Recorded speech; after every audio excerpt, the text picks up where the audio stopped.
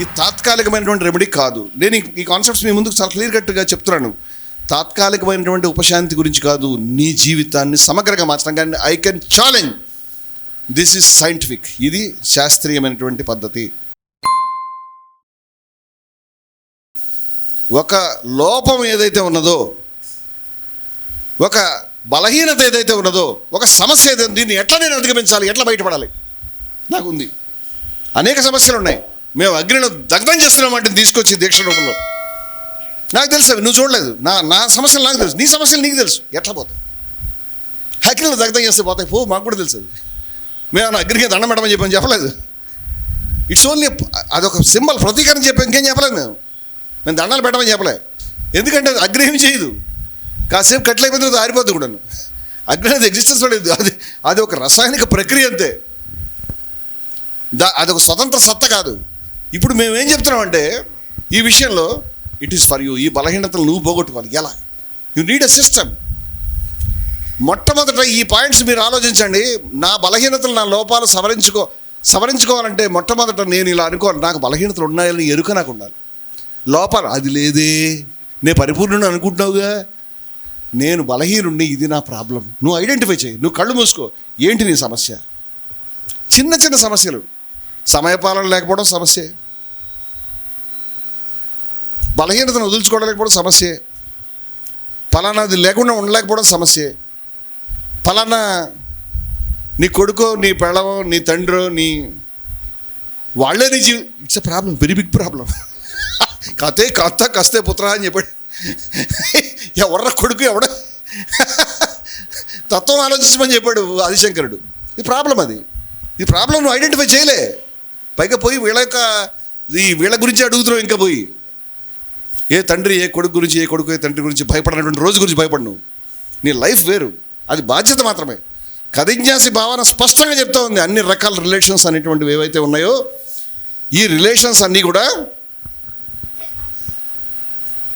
వీటి పట్ల మన నిర్మోహత్వం అనేటువంటిది బాధ్యత రాహిత్యాన్ని కానీ నిష్క్రియాన్ని కానీ బోధించడం లేదు. ఈ పాయింట్ మీరు గమనించుకోండి,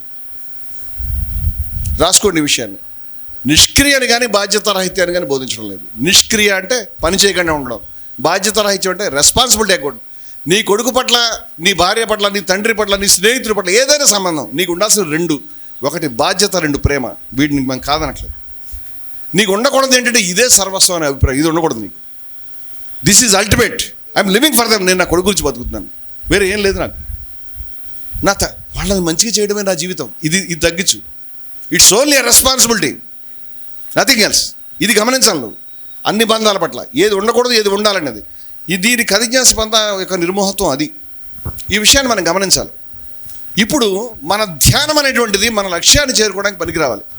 ధ్యానం అనేది గోల్ కాదు, టూల్. ధ్యానం అనేది లక్ష్యం కాదు. నీ లక్ష్యం ధ్యానం కాదు. నీ లక్ష్యం పరమసత్యాన్ని సాక్షాత్కరించుకోవడం. నీ లక్ష్యం జీవిత సాఫల్యం. నీ లక్ష్యం ధ్యానం కాదు. ధ్యానం అనేది ఒక టూల్, ఒక ఇన్స్ట్రుమెంట్. అది అందుకోవడానికి నీకు ఇన్స్ట్రుమెంట్. అంచేత నువ్వు ధ్యానాన్నే గోల్ కింద చూస్తే చాలా డేంజర్. అది కుటుంబ బంధాల పట్ల మనకు ఉండాల్సిన రెండు: బాధ్యత, ప్రేమ. ఈ రెండు తప్ప ఉండకూడదు ఏమిటంటే ఇదే సర్వస్వము, వీళ్ళ గురించే జీవిస్తున్నాను, ఇది ఉండకూడదు. అది లిమిటెడ్. ఇది కాకుండా నీ లైఫ్ యొక్క లక్ష్యము, నీ జీవన సాఫల్యం వేరే ఉన్నాయి. జీవన పరమార్థం వేరే ఉంది. కుటుంబం బంధం జీవన పరమార్థం కాదు. నీ కొడుకు జీవన సాఫల్యం కాదు, కానే కాదు. నువ్వు గుర్తుపెట్టుకోవాలి ఆ విషయాన్ని. అది కూడా కన్నావు కాబట్టి వాళ్ళకి, లేదా కనాల్సిన అవసరం కూడా లేదు. కనకపోతే ఆ గొడవ కూడా లేదు, గొడవ లేదు. ఇంకా కన్నటువంటి వాళ్ళని లేకపోతే వాళ్ళని వదిలేసి నాకైతే ఇప్పుడు అనిపించట్లేదబ్బా అని చెప్పి బయటపడడానికి వీల్లేదు. మేము యాక్సెప్ట్ చేద్దాం. అసలు విషయం లేనటువంటి సబ్జెక్ట్ అయింది. ఇది వేస్ట్. దీనికి ఇదే టూలే లాగుతుంది పైకి, కానీ దీని గోల్ మర్చిపోయింది. గోల్ ఏంటంటే నిర్మోహత్వం. ఇది గమనించాలి. అందుచేత ఇప్పుడు మనం ఏం చేసినా కథిజ్ఞాసి లక్ష్యాలు 12 వైపు నడవడం అనేటువంటిది లక్షణాలుగా ఎంచుకున్నటువంటి వాళ్ళు కథిజ్ఞాసులు. ఈ 12 లక్ష్యాలు ఏవైతే ఉన్నాయో వీటిని లక్షణాలుగా ఎంచుకునే వాళ్ళు కథిజ్ఞాసులు. ఎంచుకుంటే అయిపోదు, వాటిని లైఫ్లోకి తీసుకురావాలి.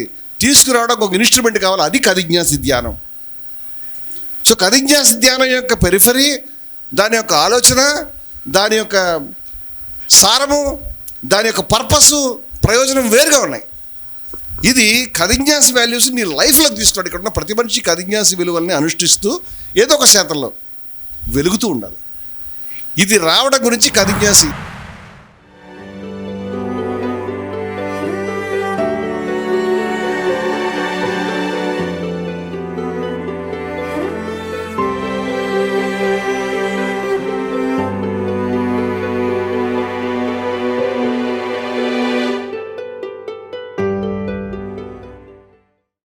మీ ఆలోచనల్ని మరింత సంపద్వంతం చేయగల ఈ పుస్తకాల్ని మీరు చదివారా? ప్రతులకు జై భారత్ పబ్లికేషన్స్, 9848030089.